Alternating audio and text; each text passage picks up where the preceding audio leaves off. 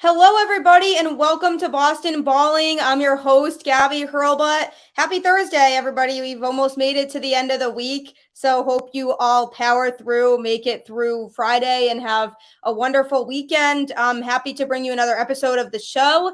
Hockey season is officially here. We are really excited. I know I'm very excited. It was great to be able to watch some regular season hockey last night on my TV, so we're going to dive all into that on this episode. We're going to talk a lot of Bruins today.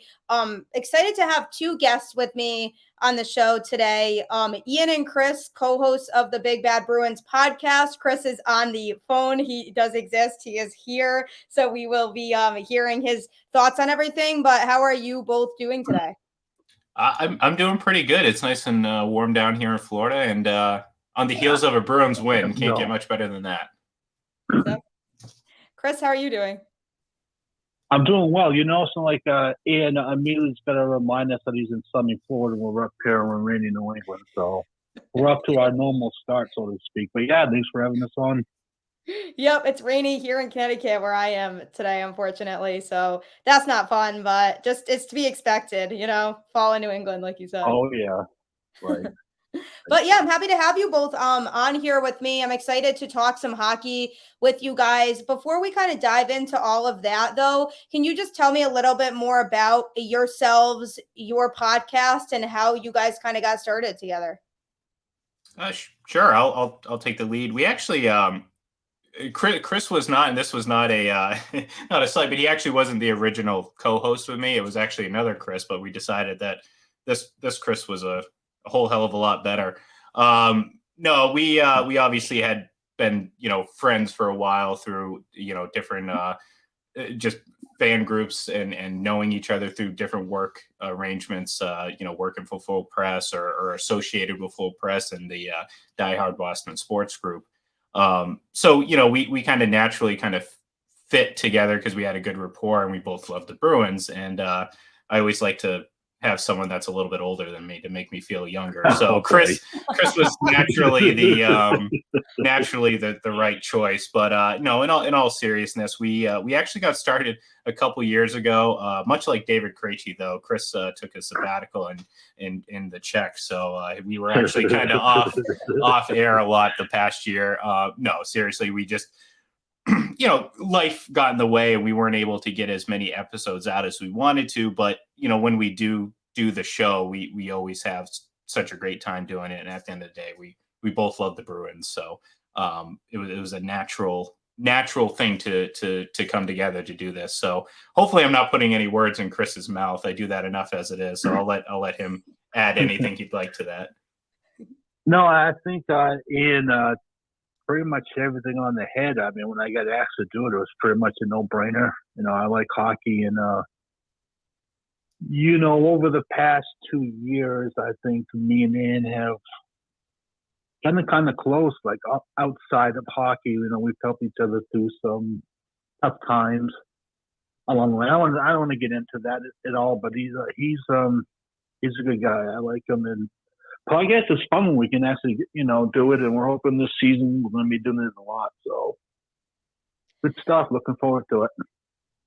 That's awesome. I love that. Yeah, I mean, it's always good when you're working with somebody who you have a good relationship with, and that you guys can bounce ideas off of each other, and it's just good. Oh, absolutely, absolutely. Plus, like I said, I definitely like we have.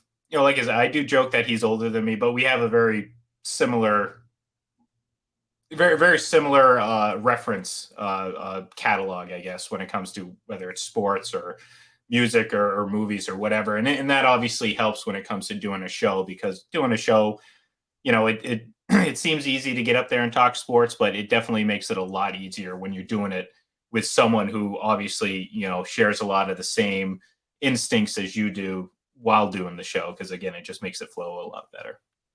Yeah, exactly. And just to kind of touch on that, you just don't know how it's going to work until you get on the mic and actually talk. And we had talked before, we did shows in the past, but never as host, co-host type of thing. And I don't think it took us very long to click. I don't think. And the repertoire between the two of us is good because we're all over the place. We can be talking hockey 1 second, and the next second we're talking food, which I'm always right about.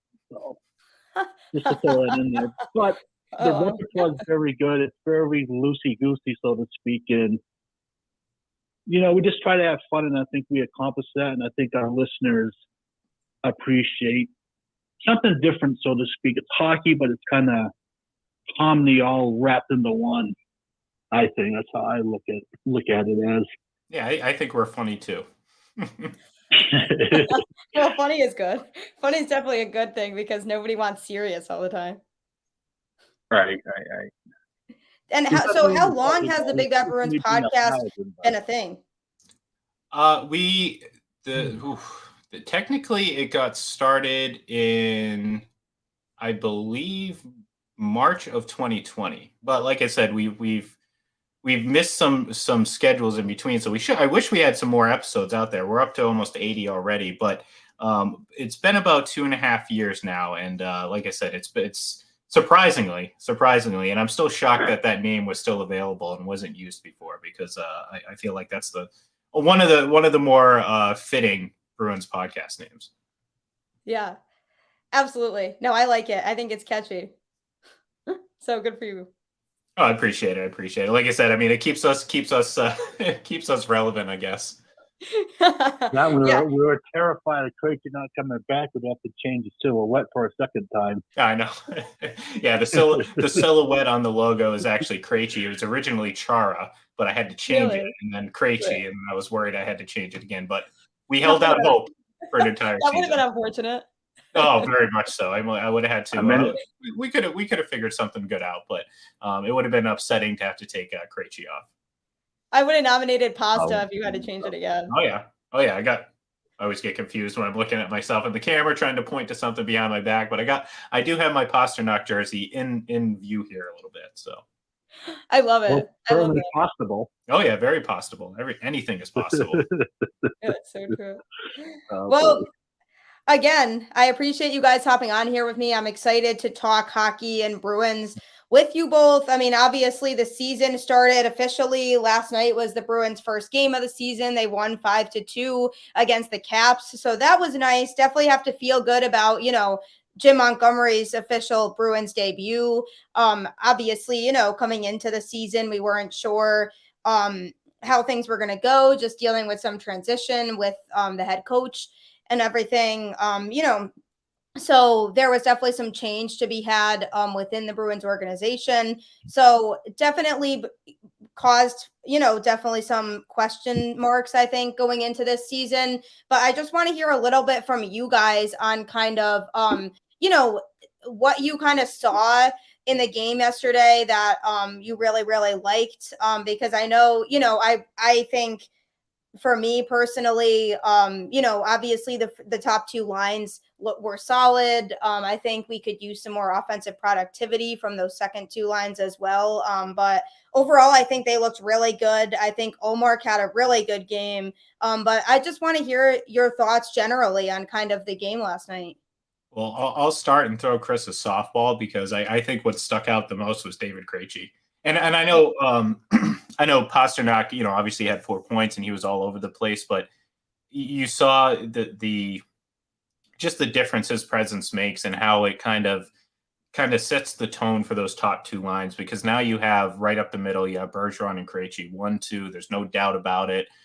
You have a line that looks like it could be not the perfection line, something I'm sure every Bruins fans would love to never hear again, because it's just been said so many times that we just don't want to hear it anymore, because it brings back so many poor memories. But no, I look at this and I'm like, man, when this team is healthy, having David Krejci as your second line center it's just something you cannot understate for a team who knows what the task is at hand. I think it's very clear what the goal is and how long this goal is attainable, and that is they're there to win a Stanley Cup this year. And I think having Krejci there is going to do a hell of a lot to do that. So that was my impression, and I'm sure I'll throw it to Chris. I'm sure he's going to echo that as well. Yeah, because the second line center in general was an issue last year. That was a blatant hole that this team had. So he really makes a huge difference there. So I agree.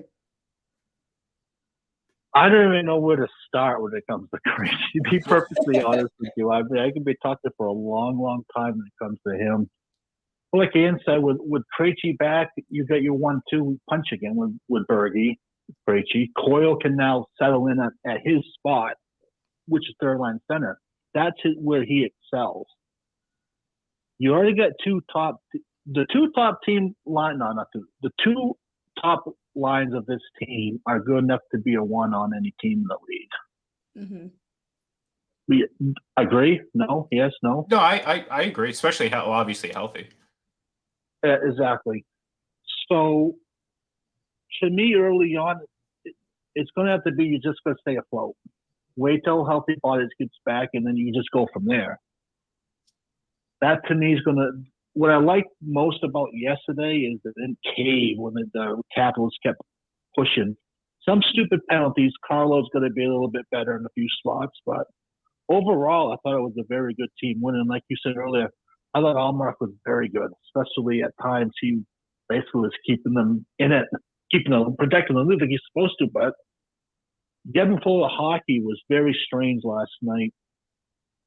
So we'll see. New coach, new everything. It's going to take some time, but there's definitely potential after the first game. Just going to grow with it and just keep developing.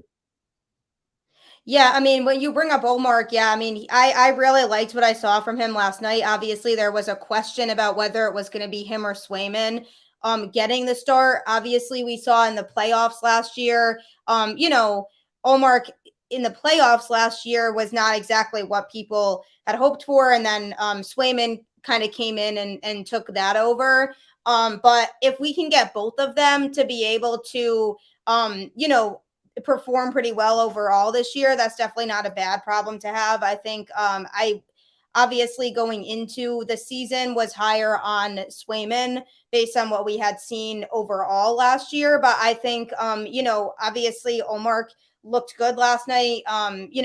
He was definitely a key part of that game and a key reason really why they won. And so I think if they both can be equally productive, I think that's definitely a good problem for the Bruins to have. Yeah, and I would definitely agree that, goaltending obviously for any team is going to be the key thing. But we've seen over the years that you don't necessarily need Andre Vasilevsky to play 60, 70 games. I mean, it certainly helps and it gives you an advantage. But just look to Colorado a year ago, and you're going up against the goaltender that won 10 of the 16 games that it took for them to win a Stanley Cup, and Darcy Kemper, who obviously is with the Capitals now. So I think you have a good enough tandem. And to your point, I mean, especially when the Bruins were only up 3-2, he made a couple really nice. I mean, that glove save to start the third period. I mean, that could have really, if it had gone another way, could have really flipped that game on its, head. And now you're talking about a Bruins 5-3 loss as opposed to a 5-2 win.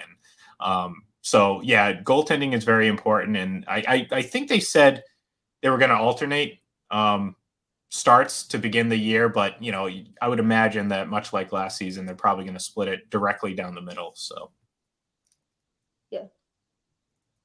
Which I'm okay with. I'm definitely okay with that. I think, because that seemed to overall work last year. And I think, I definitely liked what I saw from both of them. And obviously from a development standpoint, we know that, with Swayman, there's just so much more room for growth still there with him being as young as he is and just how much more developmental room there is there too. So I think, I definitely think sticking with both of them and kind of splitting their starts makes sense for right now. And then obviously if down the line, if one of them is really, really performing and the other one's not, then maybe they reevaluate that. But I don't really see a reason to change that as of right now. I do think come playoff time, you have to make a decision one way or the other. You have to have one guy that you're gonna lean in. I don't think you can do the every other game for both. But I agree with you throughout the season. I think you're gonna say. I think last year they each had 39 starts. So you're talking about an exact split, and I think that's the right way to go. And then really kind of like to your point, whoever's playing the best, you just kind of roll with that guy or whoever you feel is the best option moving forward. It's a good problem to have. Good goaltending goes a long way. So I mean, yeah, because we've out seen whoever, Tampa. takes So over. Tampa, that's a huge Yeah. reason why they have been so successful. So Yeah, exactly. Much like pitching and baseball, goaltending very much wins in hockey. Mm-hmm. yep.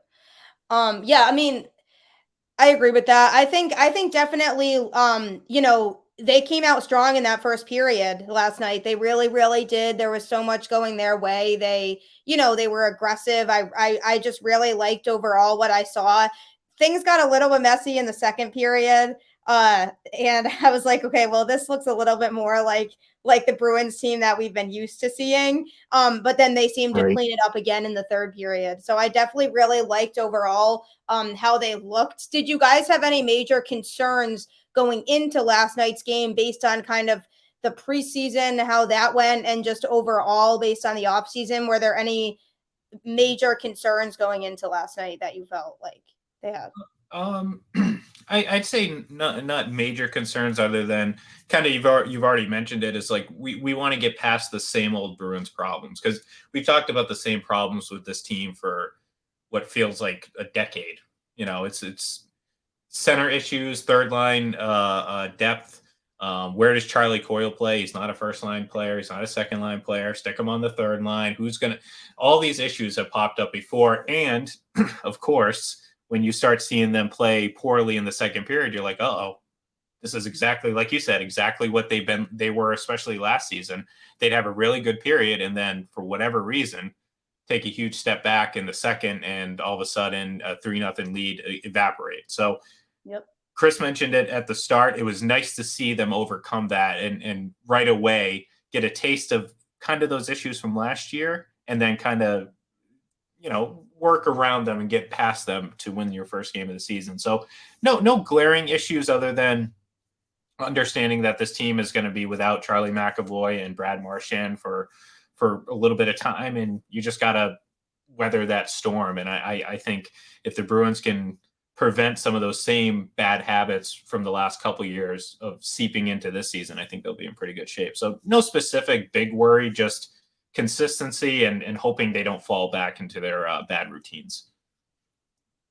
Yeah, no major concerns for me going into it. Sounds like Briz is on his way back pretty soon, so that's definitely a positive. So that's one body back. My only concern out of last night is DeBrusk's health. I don't know if we've got an update yet or what. He's someone that they obviously can't afford to miss any time. I predicted DeBrusk was going to get 30 this year. It's out there on Twitter. Anyone can see it. It's there. And I also, I don't call this a far-fetched prediction, but I said, you leave Paso with Krejci, he gets 50. Both are out on Twitter, so I'm sticking to it. But the health of DeBrusk is obviously important going forward for the team. Obviously, in my opinion, anyways. He's basically in the top six. He's been in the top six pretty much since he's got here. So we'll see. You definitely want to see him healthy. Although I do like your second prediction a little bit better than your first one. The Pasta getting 50. I'm more confident in that one. I was feeling good knowing Krejci was coming back for the season, so I was feeling it, so to speak. Hopefully I'm right. I think he's got it in him, but he still remains one of the biggest enigmas on that team. Well, like, yeah, I agree with that. So no, I hope he's healthy too. You know, I think he came back on the bench in the third period, right? Mm-hmm. Yeah. So hopefully it's not going to be something that lingers, but definitely be concerned if he's out indefinitely. Yeah. No, that's a really, really good point for sure. I definitely agree with that. I mean, you know, there would definitely be a noticeable hole, I think, if he goes down for a while, and it's definitely something that you hope isn't that serious. It doesn't seem like it is, because I feel like there'd be more kind of chatter about it if it was, but you know, obviously you never know. So hopefully it ends up not being anything too serious. Yeah, I think they said he was day to day, I believe. Well, they said upper body, which with hockey could be anything. Yeah, exactly. Yeah, that's so Upper vague. body injury. That's so vague. Upper body from them could be like a chip too. I hate when they do that. Foolish. I hate when they do that. But when they say that like that. It's like, okay, what is that supposed to mean? Yeah, exactly. It's Like, what am I? How am I supposed to feel about that? Game. I don't, like, I have no indication as to anything about how serious this is. Yeah, I mean, I hopefully it's not anything too bad. But I mean, another thing that I wanted to bring up was, obviously Pastrnak, fantastic game last night. We kind of figured that he would. So there definitely started to be more talk about, his contract, extending him. Are you guys at all concerned that that's not going to happen? Or do you think that they're fine? Do you think they need to push the urgency with that? Or what are you guys at all concerned about that? I'm always concerned, I guess, when it comes to something like that, because, I don't know. I mean, and maybe sometimes perception isn't necessarily reality, but I feel like the Bruins have erred on the side of caution far more in my lifetime with players and contracts than what they probably should. And I feel like David Pastrnak's a guy that you pay. I mean, you do whatever it takes to keep him in a Bruins uniform, and you do so knowing that, one, his talent is unquestionable, and two, I mean, you're very likely looking at the last seasons of Bergeron and Krejci on this team. You need to keep that as much together as possible, and keeping guys, obviously Marchand, but guys like Pastrnak in the fold, Charlie McAvoy moving forward. That's the link to your future. So I'm concerned because Jeremy Jacobs still owns this team, and the contract has not been signed yet. So until he signs his new contract with the Bruins, I guess my concern level will be there, but not based on any sort of inclination that he's leaning one way or the other. I just want to see it done, and I think I'll rest a lot easier, because there's been plenty of times I've felt that a deal was going to get done with a certain player, and then next thing you know, it wasn't, and they were gone. So yes, concern, yes, get it done, Bruins, hopefully, so I can sleep easy at night. Yeah, Chris, what about you? David Pastrnak is the best pure goal scorer your franchise has had since Cam Neely. Yes. Yep. No argument here. It's not even debatable. No, it's not. The only time I really panicky is if it's free agency. Because I think if he hits free agency, he's out of here. Because he's going to get a big offer. Yeah, especially. Because why would a team not want to jump right on that if he hits the free agent market? Exactly. The fear for me is they try lowballing him and pissing him and his agent off. I don't think that's going to happen. But in order to get Pasta signed, you got to make him the highest paid player in franchise history. You're going over 10. What's the base here?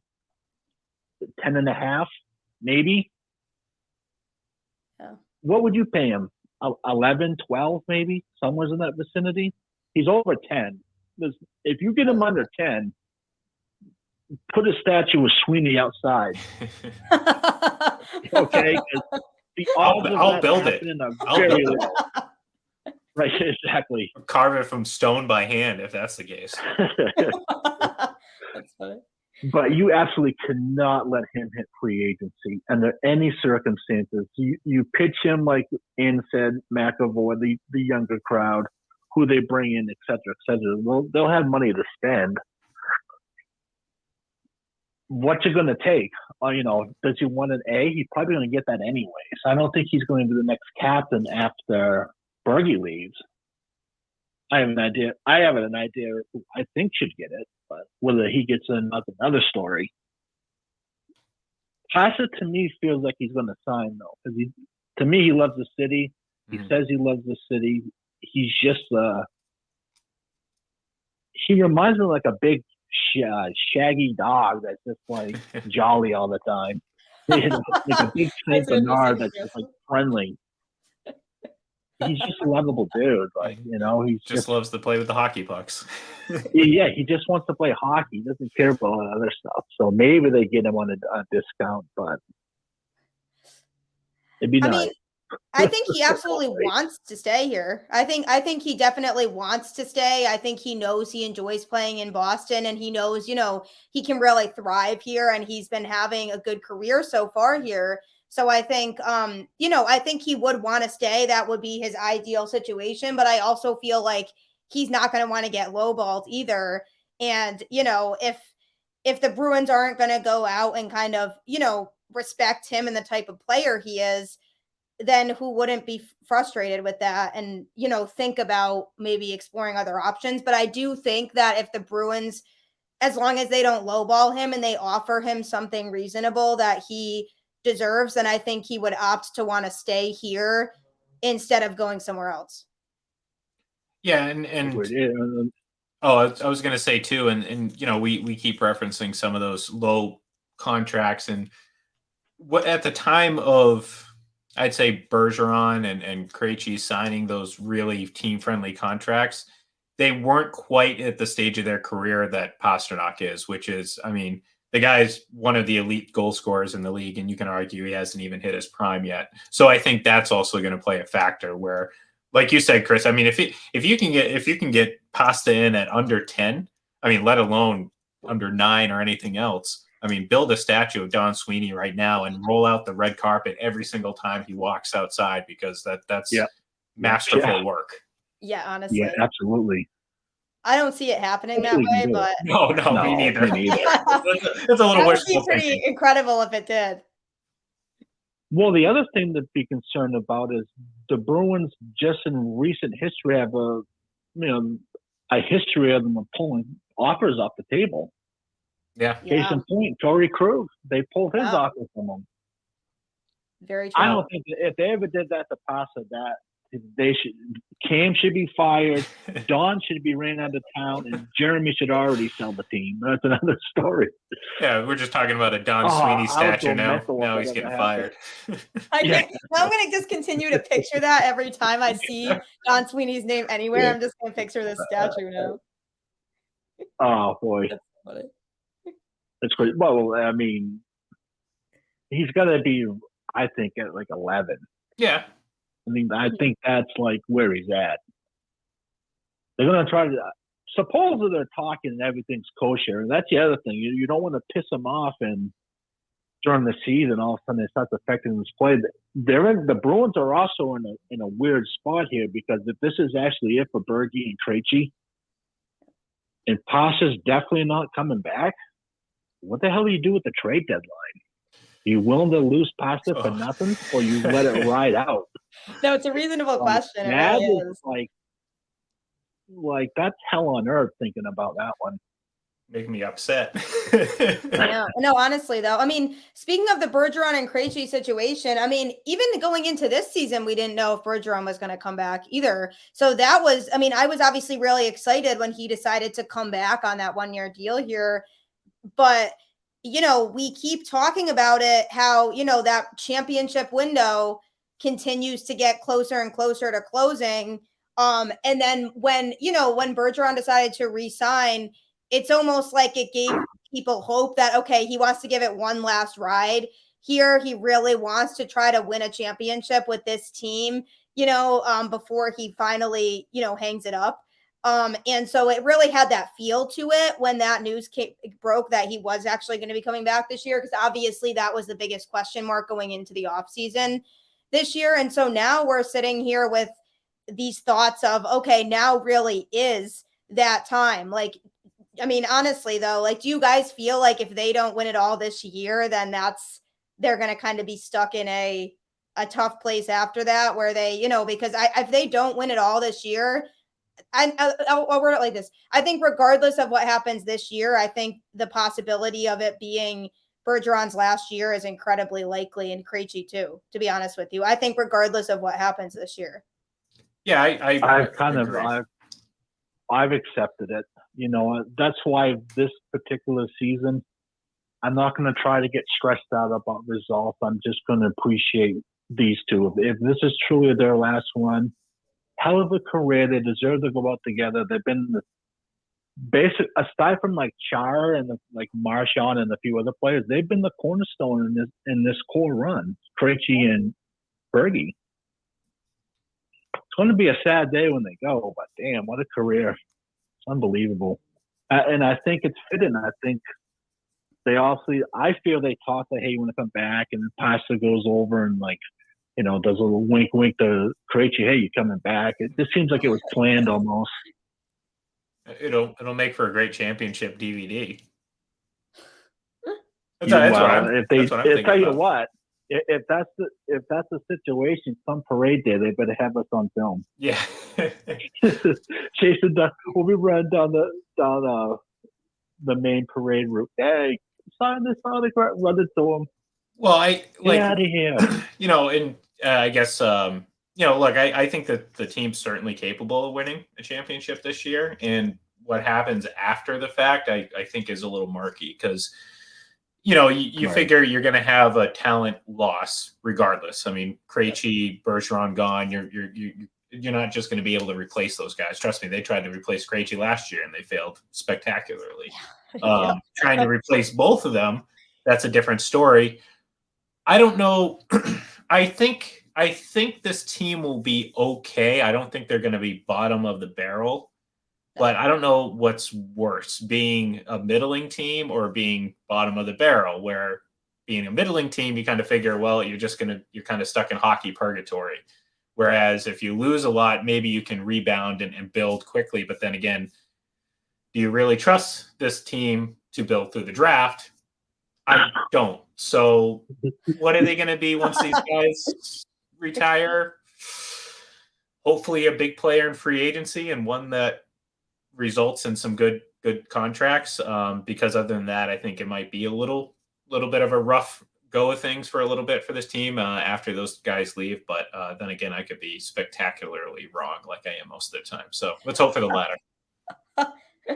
I mean, yeah, and this really is. I mean, because last year after they got eliminated, came up short again. It was almost like that gut-wrenching feeling like we probably aren't going to have this core together anymore, because a lot of people, myself included, honestly thought that Bergeron especially wasn't coming back. And so I think it was just that feeling of, wow, like this actually might have been it. And then that life was almost restored when he decided he was coming back this year. And now it's like, okay, we really need to, get this done. And then obviously with the coaching transition, it's like, okay, well, now they have a new coach that has to kind of, learn these players. They have to learn his coaching style. There's definitely going to be, a little bit of a transition period there. And obviously it's only been one game so far. It's really, really early into the season. You don't know. You can't really fully predict what's going to happen. I think we all know that the Bruins are capable, like they are every year, talent-wise. A lot of veterans on this team that have been there and done it. We know that they're capable of being a team that can compete with the other top tier teams in the NHL. And we know that they are up there. The question just becomes obviously, health and some other things, and Bruce Cassidy was a great coach. I think he's going to find, a lot of success out there in Vegas. But do you guys think that a coaching change was needed? Do you think that's going to help make a difference this year or no? That's yeah. I'll fall on my sword here for this one, Chris. Because look, I do, and I felt at the time that if you were going to clean house, they should have fully cleaned house, meaning everybody on office and coaching. I felt that I think both things are true. I think Bruce Cassidy was the scapegoat, but I also think the team needed a change, because what I kept coming back to was each and every year, and this isn't a knock on Cassidy, but I mean, well, I guess it is in a way.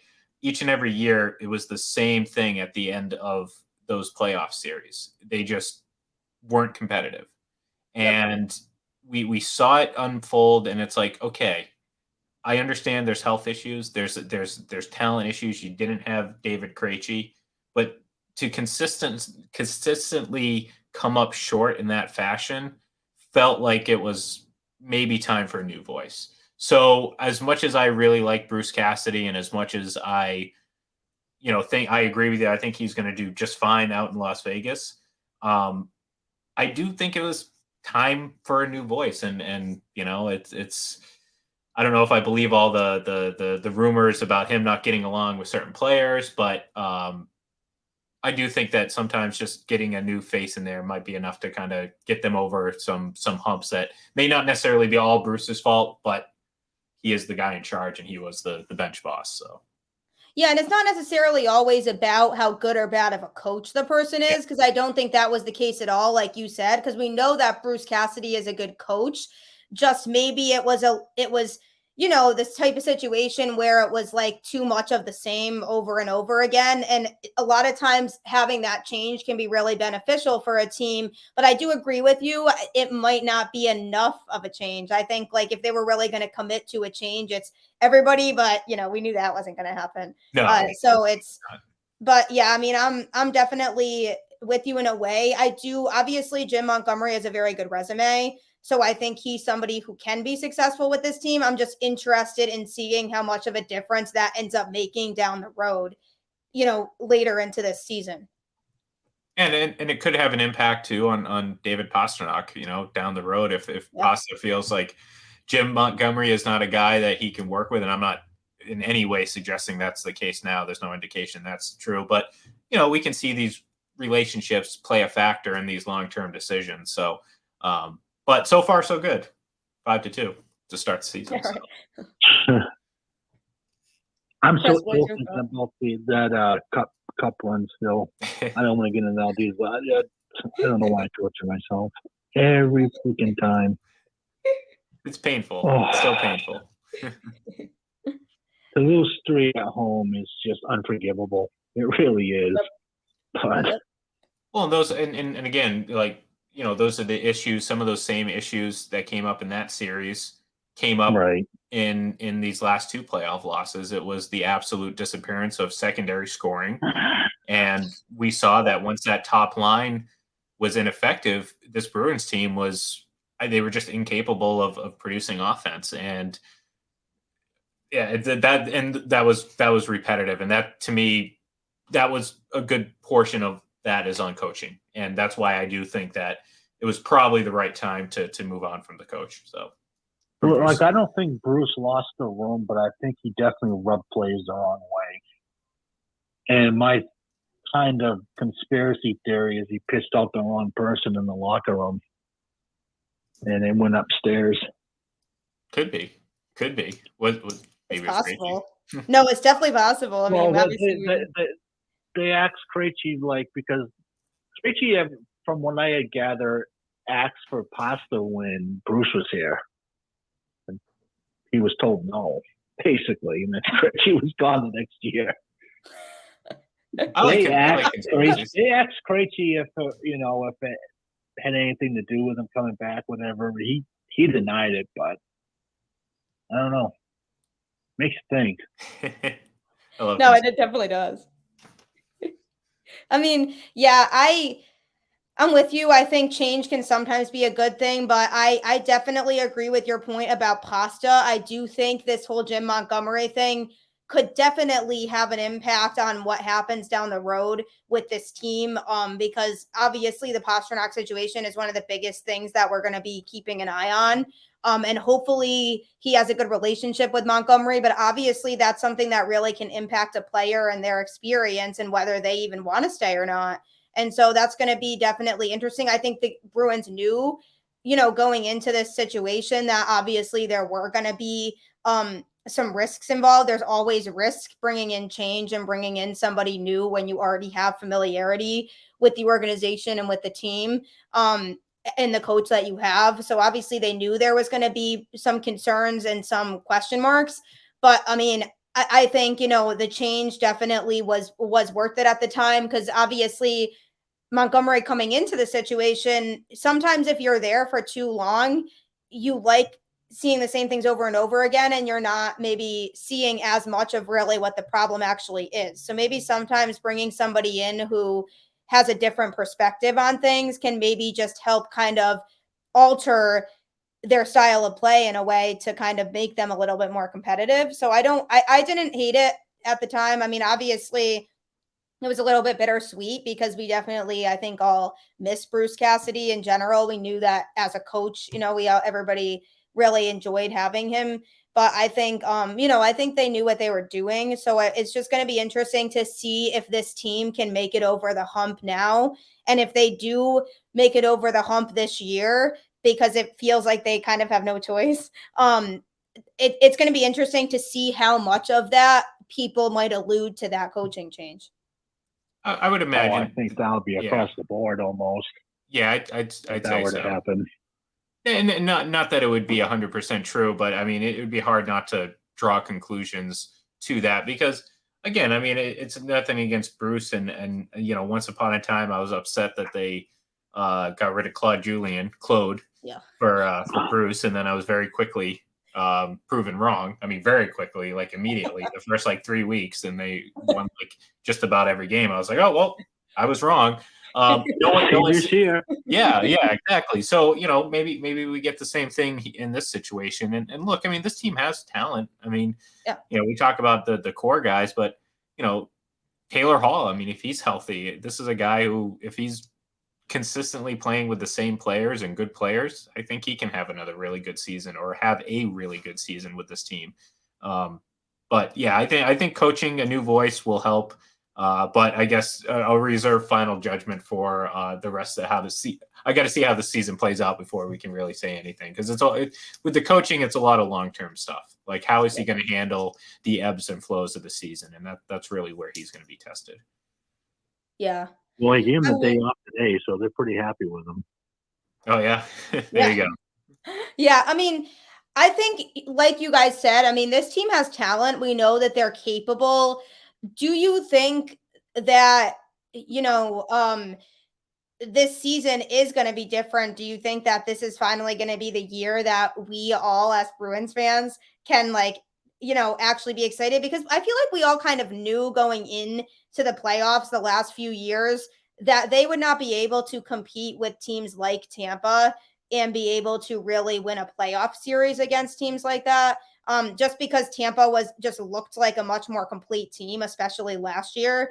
And so you looked at kind of the difference between the Bruins and a team like that, who's had so much success the last few years. Do you think that the Bruins, from a competitiveness standpoint, going into the playoffs now, are in better shape to be able to give teams like that problems down the road? Or do you think that there's still going to be a little bit of we still kind of lag behind some of these other teams? You mean as is, like that? No one coming into the trade then, just the team we get in front of us. Yeah, and then obviously the people who are going to be returning, okay, yeah, right. Sooner rather than later, that are not playing right now. I think they can give them. I think they can give them a good matchup. Whether or not they can win or not, I don't know. Is hockey just weird like that? Yeah, it is. I think they could. I mean, if they win in rolling and the goaltending was certainly where it needs to be, they got a shot against anybody. Well, I'd say the competition has leveled a little bit. But right. You know what I mean? Like, it's not that I think that. I mean, the Bruins definitely got better by just adding Krejci back to the mix. Oh yeah. But it's not like I think they got markedly better to close the gap. But I also don't think Tampa necessarily got better, and I don't want to say they got worse, but I mean, again, they're about the same. I feel like they're about the same. But I always kind of almost tax them every time that you make that Stanley Cup final run, because now I'm looking at a team that, maybe, across the board on paper is like, yeah, this looks like a really good team, but I mean, this is a team that's just gone on 3 straight Stanley Cup final runs. Yeah, they've had very shortened off seasons. They are getting older from, in certain areas. So I kind of almost add like just a tax to that. So I look at that, I'm like, okay, maybe that's enough to kind of close this gap between them and the Bruins. And then really outside of the Lightning and, maybe you want to look at just teams that play a certain style. of hockey. The ones that can kind of really bully you and also has that little skill mix, the Craig Berube recipe, I guess you want to call it. Yeah, I mean, I honestly, there's not too many teams in the East that I'm sitting here right now saying, yeah, they are that much better than the Bruins.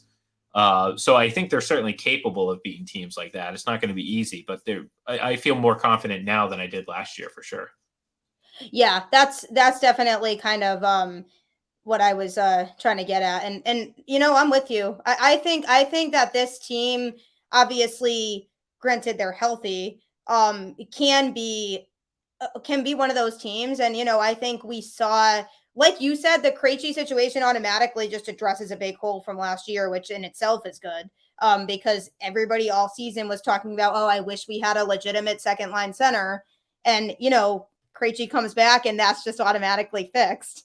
So that's really nice. And I think overall, I think, like you said, it's still early. I think there's teams that are definitely we're going to see as the season progresses, like, oh, that team looks really, really good. And that's going to happen naturally as the season goes on. But I really did like what I saw last night. I am a little bit still concerned about that second period because that seemed like it was some of the old problems coming back. But, they were able to kind of fix that in the third period and instead of completely falling off like we did see last year. So that's promising. I think the energy in general feels different just because of the whole circumstances with, Krejci and Bergeron. I think the whole team, there's a different type of energy going into this year with the fact that those two are back and knowing that likely this really probably is it. So I think overall, I think this team is going to be better than last year in a sense that will be able to compete more with some of these tough teams in the East. And from a consistency standpoint, I just hope to have a more consistent season because they were just last year just so incredibly inconsistent. And that was one of the biggest issues. And so I'm just mainly hoping to see more consistency this year. And I think if they do that, then I think that we have a lot to look forward to this year. And I mean, I feel like I said that last year, kind of, but I didn't really mean it as much as I do now. I think there's more optimism with this season than there was going into last year. Well, it got to a certain point last year where, like, I think Chris and I even talked about it, where it's like no matter what they did at the trade deadline, I don't think they were going to be able to be good enough to compete. Like there was just something missing. I mean, maybe it was the whole Krejci thing missing, but no, there is a good vibe. It seems like around the team, and part of that is yeah, it's great to have Krejci back, but the fact that he's back, but he's just really good. He's a really good player, and I think that's ultimately the biggest factor in all of this because it'd be nice to have Yarmer, bring Yarmer Yager back for another go around. But, actually, you know what? I'm all for, put me on the record, sign me up, go sign the guy. I am okay with that. But, obviously you bring him back for more of the name as opposed to, a 50-year-old guy, he's still good. I mean, don't get me wrong, but, with Krejci, you're obviously bringing the name and the nostalgia back, but you're also bringing a guy that's still extremely talented. And we saw it right off the bat last night, and hopefully you talk about consistency, and this is something again you can look at from a big picture standpoint across the whole season or just in the games, and we've already referenced it a million times. It's the up and down from period to period, and mostly having that great first period and then slam back to earth second period, which we started to see last night. I was like, oh, here we go. Yeah, here we go again. It's the same old Bruins, but luckily, again, a few key saves, and then obviously putting the foot on the throat in the third period really helped him out. So, yeah. Well, the other thing, like Krejci's coming back with wingers. Yeah. He's got a line now that's the best he's had since Horton and Luge. Mm-hmm. Yeah, it's so true. What the Bruins need to do is basically stay afloat, try to be as healthy as possible till you get the Stallion and Marchand back. And then you are in business, because then you can slide Hall down if you want to break up that check line. How's Taylor, Hall, Krejci, and Pasta look? Yeah, it looks nice, but I kind of like the check line. I like the whole check line. Or you could put say Marshawn, Holland, Berge as your top line. Yeah. You should be like very concerned about that. I'd be happy with that. Like if those totally fine with that. we're used to the two lines carrying the play a lot in the playoffs, but they legitimately could in the series in the right circumstances win you the series almost, because ideally the production is going to be across the roof. Yeah. I mean, I think stay afloat is a good way to describe it too. I think if they can kind of keep themselves level, like, around the 500, level of play until those guys come back, I'll be happy with that. I'll be fine with that. Mm-hmm. I hate to bring it up, to but me, remember St. Louis. That's basically the Jesus. Yeah, I know. I'm sorry, but St. Louis. I heard St. Louis, and I was like, "Why are we bringing this up?" Yeah, well, I mean, I wish I had a better example of a team that, at the All-Star break was 500. Not even thought of as a serious Stanley Cup contender. And then, as we all know, they didn't actually win the Stanley Cup. So season wasn't finished, and the Bruins, I think, finished the season up 2-1, and that's all we're going to remember. So, but the point is, you can turn it around. Yeah. No, I'm fine with that. I don't have. Oh, you can go, Chris. Yeah, I mean, if you want to look up that old history, I'd like to see what happens if that COVID season doesn't get interrupted. Bruins were the best team in the league when that happened by far. They were heading for the President's Trophy, and then all that took place, and then Yeah, that whole season was such a letdown when all of a sudden they just had to pause the season, because you're right. That team had so much momentum, it felt like at that time. Oh, my God. So much. Painful just to think about. Now we're just all hurting ourselves. I know. Talking about this stuff. And now it's just all sad and like, oh, they could have. Now it's just been not really that fun of time since the COVID season. So, but yeah, I mean, there's definitely optimism. Hopefully, going further into the season, we can think back on this and be like, wow, yeah, this team is legitimately good. They, can compete with some of these top tier teams. Like, we feel confident that this is a team that really can ride and go the distance this year. Cause that's, once again, just like last year, we're feeling like this really is the last year of that window. Absolutely. It feels that way. Yeah. I think they're built for it. They certainly are capable of it. It's just a matter of again, just doing it. I mean, there's no one to blame but themselves when it comes to these failures, because usually they're self-inflicted, whether it's lack of scoring or whatever. So, if you can go out there and play consistent hockey, I mean, that's really what it's about. Maybe the highs aren't going to be as high, but just give me level play across the board and not have so many lows. And I think this team will be all right. Yeah, I definitely agree. Well, I appreciate you guys hopping on here with me, joining me on the show. It's always fun to hear other people's perspectives, and you guys are definitely really knowledgeable about the team and about hockey. So definitely appreciate you both taking the time to hop on my show. Before we go, though, just let everybody know where they can find you guys and your show and all of your your work in general. Well, you can give the show a follow. It's at Big Bad Bruins Pod, and of course, it's hosted over at fullpresshockey.com. And I'm at IGLEN31. So if you like Bruins, food, and Tom Brady discussion, that's the place to go. Yeah, and Chris? Chris_Blackey. On Twitter. very straightforward. That's about it. Differencing in food takes at times for mine. So if you want poorer food takes, go to his account. Who doesn't love talking about you food? Say that you're wrong often, so I'd like a timestamp of that so we can put that out. That's funny. Well, you weren't the only one paying attention. That's funny. I mean, talking about food is always interesting. No, I don't think anybody dislikes talking about food. Well, he has a lot of bad takes, believe me. My question to you, I'll have to check some of those out. I got a question for you. On Thanksgiving, ham or turkey? Turkey, obviously. Okay. I love I respectfully disagree. That's okay. I know a lot of people who Ian. like him, but yeah, that's we start a food podcast. That'd be interesting. Would we just Oh, argue man, over food the whole good time? idea. That would be a great idea, actually. We can all agree Yeah, that we well- love pasta, though. That's Pasta's that best. we can agree on. Yeah, right. Pasta in all of its different forms. That was good. But yeah, you heard it from them. Everybody definitely check out their show, check out their content. They're both great at what they do. So definitely subscribe to Big Bad Bruins podcast. Check out some of the episodes. And as always, thank you everyone for tuning in to Boston Balling. Always appreciate the support on the show. Go Bruins, and I will talk to all of you next time. Have a great rest of the week, everybody.